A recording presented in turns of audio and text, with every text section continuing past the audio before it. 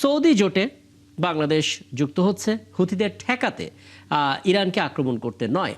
পররাষ্ট্র উপদেষ্টা তিনি স্পষ্ট করে এটা জানিয়েছেন, কিন্তু এরপর অনেকে প্রশ্ন করছেন যে সৌদি জোটের সঙ্গে যুক্ত হওয়া তো অনেক বড় একটা সিদ্ধান্ত, এই সিদ্ধান্তের অনেক ধরনের প্রভাব পড়তে পারে। সেগুলো নিয়ে একটু কথা বলতে চাই। আমার সঙ্গে ঠিক এই মুহূর্তে যুক্ত হচ্ছেন আন্তর্জাতিক ও রাজনৈতিক বিশ্লেষক অধ্যাপক মেজবুল আজম সওদাগর। মেজবুল আজম সওদাগর, আপনাকে আমন্ত্রণ জানাচ্ছি এবং কৃতজ্ঞতা সময়টা দিচ্ছেন। অনেকদিন পরে আপনার সঙ্গে কথা হচ্ছে এবং আমার সঙ্গে আমার পাশে আছেন সিনিয়র সাংবাদিক জহুরুল আলম। একটা বিষয় মোটা দাগে বুঝে নিতে চাই, সৌদি জোটে যুক্ত হওয়া না হওয়া একটা বড় সিদ্ধান্তের বিষয় যে কোনো দেশের জন্য। বাংলাদেশ তার জায়গা থেকে স্পষ্ট করেছে মক্কা এবং মদিনা দুটোই যেহেতু সৌদিতে, এবং সেই সৌদি যেহেতু বৃহত্তর মুসলিম দেশ, বাংলাদেশের আগে থেকে একটা সুসম্পর্ক তাদের সঙ্গে ছিল। এখন এই জোটে তারা যুক্ত হচ্ছে, অনেক ধরনের বিষয় সেখানে থাকবে। একটা গুরুত্বপূর্ণ হচ্ছে হুতিদের ঠেকাতে, কিন্তু ইরানকে আক্রমণ করতে নয়, আঘাত দিতে নয়। আপনি কি একটু বলবেন এই সিদ্ধান্তটা আমাদের জন্য কি প্রভাব ফেলতে পারে গ্লোবালি, ছোট করে? জি, ধন্যবাদ আপনাকে। আপনি দেখুন, আহ, বর্তমান যে ভূ রাজনৈতিক বিষয়টা অনেক জটিল হয়ে পড়েছে। জি। এইখানে অনেক সময় ভারসাম্য রক্ষা করা, অথবা নিরপেক্ষ থাকা, অথবা কোনো জোটে যোগ দেয়া, প্রত্যেকটা জিনিস হচ্ছে ডিফিকাল্ট হয়ে গেছে। সো সিদ্ধান্তটা নেয়া সেই কারণে অনেক কঠিন। তো এখানে যে বিষয়টা, বাংলাদেশ যে কৌশলটি নিয়েছে, যেটা আমরা হুমায়ুন কবির এবং পররাষ্ট্র উপদেষ্টার বক্তব্যে যেটা আমরা জানতে পারছি, সেটা হচ্ছে বাংলাদেশ এখানে একটা ভারসাম্য রক্ষা করতে চাচ্ছে। তো বাংলাদেশ এই জোটে যোগ দিচ্ছে, এটা যতটা না সামরিক বিষয়টাকে লক্ষ্য করে, তার চেয়ে বেশি হচ্ছে তার জ্বালানি নিরাপত্তা এবং তার অর্থনীতি, দুটো বিষয়কে ফোকাস করে কিন্তু বাংলাদেশকে এই জোটে আসতে হচ্ছে বলে আমার কাছে মনে হচ্ছে। আপনি জানেন যে ম্যাপের দিকে যদি তাকান, আপনি দেখবেন যে সৌদি আরবের দুই বিপরীত দিকে দুইটা প্রণালী। একদিকে হচ্ছে হরমুজ, আরেকদিকে হচ্ছে আপনার বাব আল মানদেব। ভৌগোলিক দিক থেকে হরমুজ দিয়ে আপনার তেল সহ পেট্রোলিয়াম জাতীয় যত পদার্থ, এটা রপ্তানি করাটা, জাহাজ চলাচলটা অনেক সুবিধাজনক। তো যেহেতু সেখানে যুদ্ধ পরিস্থিতি বিরাজ করছে, হরমুজ প্রণালীতে ওপেন জাহাজগুলো চলাচল করতে পারছে না, সেই মুহূর্তে আহ, সৌদি আরব সহ অন্যান্য উপসাগরীয় দেশগুলো এই বাব আল মানদেব দিয়ে কিন্তু তারা পেট্রোলিয়াম জাতীয় পদার্থগুলো রপ্তানি করতে চাচ্ছে।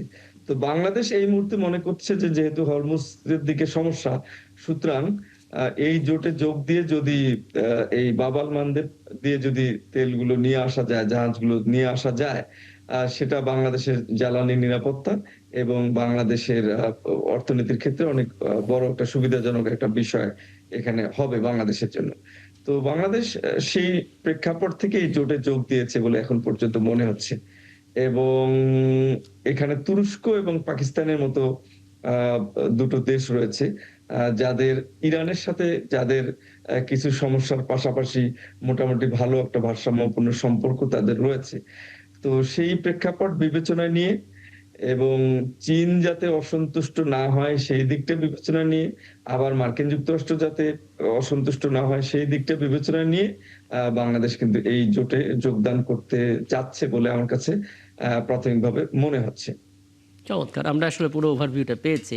আমি একটু জরুরম একটা বিষয় একটু জানতে চাই। এই প্রথম বোধহয় বাংলাদেশের পররাষ্ট্র উপদেষ্টা বা পররাষ্ট্র বিভাগ থেকে হুথি শব্দটা উচ্চারণ করলেন। আমরা আসলে বুঝতে পারছিলাম না যে হুথিদের সম্বন্ধে বাংলাদেশের বোঝাপড়াটা কেমন, এই গোষ্ঠীদের সঙ্গে কতটুকু স্টাডি আসলে বাংলাদেশ করতে পেরেছে, সেই জায়গা থেকেও নানা প্রশ্ন আছে। কিন্তু তারপরেও হুমায়ুন কবির বলেছেন এটা হুথিদের কর্মকাণ্ড মোকাবেলার জন্য একটা জোট, এবং বাংলাদেশে যে রিসোর্স রয়েছে সেই রিসোর্স দিয়ে তারা হুথিদের মোকাবেলার ক্ষেত্রে বাংলাদেশ সহায়তা করবে। প্রশ্ন হচ্ছে হুথিদের সম্বন্ধে বাংলাদেশ কতটুকু জানে, এবং হুথিদের ঠেকাতে সৌদি জোটে বাংলাদেশ যদি অবস্থান করে, সেটা ইরানকে আক্রমণ করতে নয় বটে, কিন্তু ইরান বা এই বেল্টের দেশগুলো ভালোভাবে নেবে কিনা, মানে কি ধরনের প্রভাব আপনার ওভারভিউ থেকে? জি। না, আসলে এটাকে শুরুতেই বলে নেওয়া যায় যে বাংলাদেশের এই লাক্সারি নাই যে কোনো ধরনের মানে মিলিটারি মানে ব্লকে বা অ্যালায়েন্সে যাওয়ার। জি। সুতরাং ইরান নাখোশ হয়, ইরান অসন্তুষ্ট হয়, এমন কিছু বাংলাদেশ করার আগে ডেফিনেটলি তার 100 বার ভাবতে হবে বা হয়েছেও। তারপরেও কেন তারা সৌদি জোটে গেছে, তো এটার বাস্তবসম্মত কিছু কারণ আমাদের অতিথি উনি বলেছেন। এটাই মূলত কারণ হিসেবে আমরা দেখছি যে ইকোনমিক কমার্শিয়াল ইন্টারেস্ট এবং আমাদের এনার্জি সিকিউরিটি। সবচেয়ে বড় কথা হলো যে আমাদের মিডল ইস্টে ইনক্লুডিং সৌদি আরবিয়া আমাদের প্রায় 1 কোটিরও বেশি প্রবাসী যারা কর্মী আছেন, এই কর্মীদের একটা বিশাল রেমিটেন্স দিয়ে আমাদের ইকোনমি চলে। সুতরাং তাদের যে কোনো ধরনের প্রোটেকশন বলেন অথবা তাদের যে কোনো আহ্বান বলেন, সেটাকে অস্বীকার করা বা সেটাকে এড়ানো আমাদের জন্য কঠিন। কিন্তু এটা হলো এক ধরনের আমাদের ইকোনমিক ইন্টারেস্ট। কিন্তু একই সঙ্গে আমরা আমাদের যে জ্বালানিও কিন্তু নিরাপত্তাও কিন্তু একটা বড় ধরনের ঝুঁকির মুখে পড়ছে। যদি আপনি এখন বাবেল মানদেব কিংবা আপনার যে আপনার গালফ অফ এডেন এবং রেড সি যদি আক্রান্ত হয়, এটা যখন ইরানের সঙ্গে আমেরিকার যে সংঘাতটা বা ইসরায়েলের যে সংঘাতটা শুরু হয়, ওই সময় থেকে কিন্তু এটা প্রেডিক্টেবল যে হুথিরা কিন্তু ইরানের প্রক্সি হিসাবে এটা রিটালিয়েট করবেই। এবং তারা কিন্তু এখন এই মানে বেশ জোরে সোরে কিন্তু তারা কিন্তু প্রস্তুতি নিচ্ছে আপনার রেড সিতে আপনার অ্যাটাক করার জন্য। সৌদি ইন্টারেস্টে অ্যাটাক করবে, মিডল ইস্টার্ন ইন্টারেস্টে অ্যাটাক করবে। সেই জায়গার মধ্যে যদি কোনো কারণে এই প্রসেসটা, এই রুটটা যদি আপনার এফেক্টেড হয়, তাহলে আমাদের ইউরোপের থেকে মানে এই যে আমাদের নৌ রুটটা, এটা যে কোনো ধরনের পরিবহনের জন্য আমাদের 15 থেকে 20 দিনের অতিরিক্ত আপনার ট্রান্সপোর্টেশন কস্ট বিয়ার করতে হবে। ওইটা আমাদের মতো দেশের পক্ষে এগুলো বিয়ার করা মানে ইটস ক্লোজ টু ইম্পসিবল আর কি। সেই হিসেবে আমার মনে হয় যে মেরিটাইম বাউন্ডারিতে এই ইকোনমিক ইন্টারেস্ট এবং এনার্জি সিকিউরিটির প্রশ্নে এবং আমাদের রেমিটেন্সের প্রবাহ ঠিক রাখার জন্য, আমাদের কর্মীদের সেখানকার স্বার্থ সুরক্ষার জন্য সৌদি অ্যালায়েন্সে এবং সৌদি এই ডাকে আমাদেরকে সাড়া দিতে হয়েছে। এটা সম্ভবত ইরানের কাছে খুব একটা নেতিবাচক বার্তা যাবে বলে আমি মনে করি না। কারণ আমাদের মানে বাস্তবতা এবং ভূ রাজনৈতিক পররাষ্ট্র উপদেষ্টা বলেছেন যে ইরানের সাথে কথাও হয়েছে বাংলাদেশে। এই আমাদের ভূ রাজনীতি সেইটাই এই ভূ রাজনৈতিক সংঘাতে জড়িত হওয়ার মতো বিলাসিতা আমাদের নাই আসলে। এবং আমরা নেহাইতে আমাদের স্বার্থগত কারণে তাদের এই আহ্বানে সাড়া দিতে হয়েছে বলে অনুমান করছি। এবং এর বাইরে আমার মনে হয় যে যদি কিছু থাকে তাহলে সেটা অবশ্যই আমাদের জন্য ডেট্রিমেন্টাল, আমাদের জন্য এটা স্বার্থক্ষুণ্ণ হবে। এবং ইরানের টার্গেটে যদি আমরা পড়ে যাই তাহলে দেখা যাবে যে এটা আমাদেরকে মানে অন্যভাবে একটা রিভার্স ইম্প্যাক্ট হবে আমাদের উপরে। একদম। আমি একটু অধ্যাপক মেজলুর সওদাগর ছোট করে হালকা হতে পারে প্রশ্নটা, তারপর একটু জানতে চাই।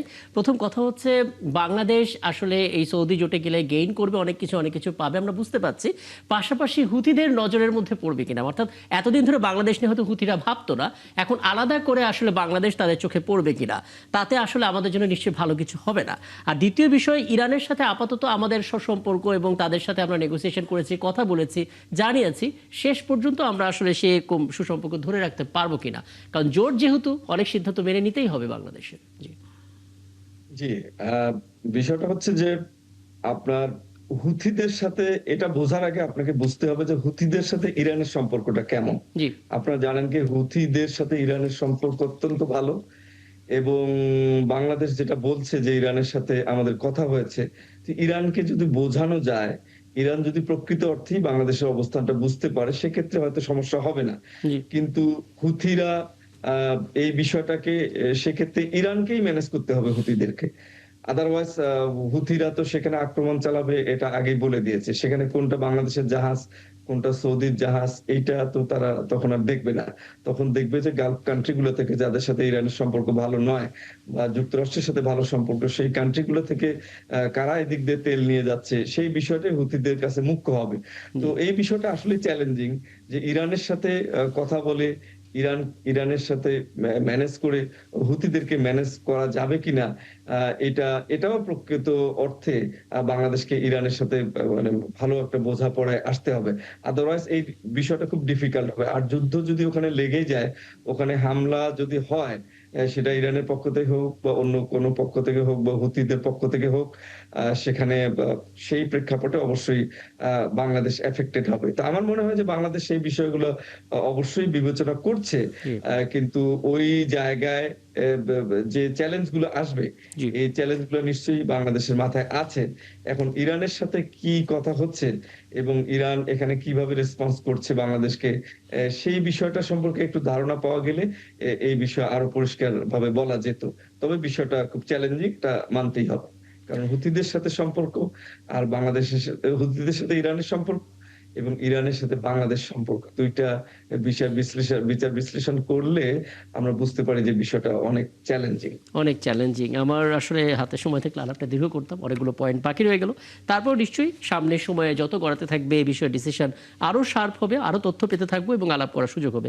অনেক ধন্যবাদ, কৃতজ্ঞতা আমাকে সময়টা দেওয়ার জন্য। জরুল হক, আপনাকেও ধন্যবাদ সময়টা দেওয়ার জন্য। দর্শক, আপনাদেরকেও ধন্যবাদ, একটা দীর্ঘ সময় আমাদের সঙ্গে ছিলেন। আগামীকাল নতুন ইস্যু নিয়ে আবারও হাজির হবো ৭১ জানালে। থাকবেন আমাদের সঙ্গে।